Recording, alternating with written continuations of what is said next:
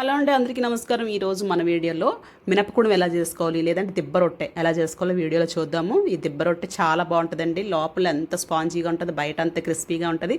దీనికి ఉల్లికారం మంచి కాంబినేషన్. ఉల్లికారం చట్నీ చేసుకొని ఇలా రొట్టె కాల్చుకొని చక్కగా దీన్ని ముంచుకొని తింటుంటే సూపర్ అంటే సూపర్గా ఉంటుంది. ఆ టేస్ట్ మాటల్లో చెప్పలేను. దీనికి ఫస్ట్ కళాయి తీసేసుకుందాం, ఆయిల్ వేసేసుకుందాము. ఇలాగా మనం ఇడ్లీ రుబ్బులాగే బ్యాటర్ రెడీ చేసేసుకోవాలన్నమాట. కాకపోతే దీనికి ఉప్పుడు నూక వేయము, దీనికి బియ్యం నూక వేస్తాం, అంతే తేడా, ఇంకేమీ తేడా లేదు. చక్కగా ఈ రుబ్బిని తీసుకొని ఇలా బాగా పరిచేసుకోవాలన్నమాట. బాగా వేడెక్కిన ఆయిల్లోని ఇలా బాగా పరుచుకొని ఒకసారి కుదుపుకోవాలి. కుదుపుకుంటే ఖాళీలన్నీ సర్దుకుంటాయి లోపల. అప్పుడు మనకు రొట్టె బాగా కాలుతుంది అనమాట ఈక్వల్గా. అప్పుడు దాని మీద కొంచెం మూత పెట్టేసి దీన్ని లో ఫ్లేమ్ మీద కాల్చుకోవాలి. హై ఫ్లేమ్ వద్దు, మరీ సిమ్లో కూడా పెట్టొద్దు. ఇలా పెట్టుకొని కాల్చుకుంటూ దీన్ని మనకి ఉల్లికారంని ఎలా రెడీ చేసుకోవాలనేది నెక్స్ట్ వీడియోలో చూపిస్తాను. చాలా ఈజీ అనమాట.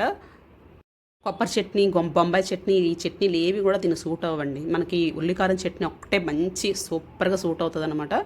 ఇదైతేనే మనకి టేస్ట్ కరెక్ట్గా ఉంటుంది. దాంతో కాంబినేషను సూపర్ కాంబినేషన్ అనమాట. ఈ ఉల్లికారం చట్నీ ఎలా చేసుకోవాలనేది నెక్స్ట్ రెసిపీలో చూపిస్తాను.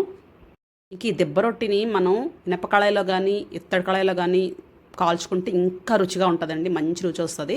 అలాగే చాలా బలం. పిల్లలకి ఎక్కువగా ఇది చేసి పెడుతూ ఉంటే చాలా స్ట్రెంగ్తీగా ఉంటారు, చాలా స్ట్రాంగ్ అనమాట. మనకి మినపప్పులో ప్రోటీన్ ఉంటుంది కాబట్టి ఇది అలాగే మన కడుపు బాగా నిండినట్టు ఉంటుంది అనమాట. తింటే బేగా అరిగిపోదు.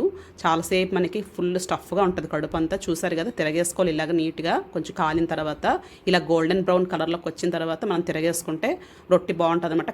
కాలకుండా తిరగేయకూడదు. ఇప్పుడు దీన్ని చక్కగా మనం ఒక ప్లేట్లో తీసేసుకుందాము. తీసుకొని చక్కగా దీన్ని ఏం చేయాలంటే వేడి కొంచెం చల్లారిన తర్వాత ముక్కల్లా కట్ చేసుకోవాలన్నమాట. ఎందుకంటే వేడి మీద కోసేసామంటే ముక్కలు సరిగ్గా కట్ అవ్వవు, నీట్గా రావన్నమాట. జస్ట్ కేక్ కట్ చేసుకున్నట్టు కట్ చేసేసుకోవడమే. దీన్ని ఇలాగా చక్కగా అట్ల కాడ పెట్టుకొని బాగా పర్ఫెక్ట్గా కాలింది రొట్టి. ఇలా కాలితేనే మనకి బాగా అంచులు అవి మంచి కరకరలాడుతూ ఉంటాయి అనమాట. తింటున్నప్పుడు క్రంచీగా 4 ముక్కలు. ఇది ఒక్క రొట్టె అయితే ఇది చాలా ఎక్కువ అనమాట. ఒక రొట్టె కంప్లీట్గా తినలేము మనం.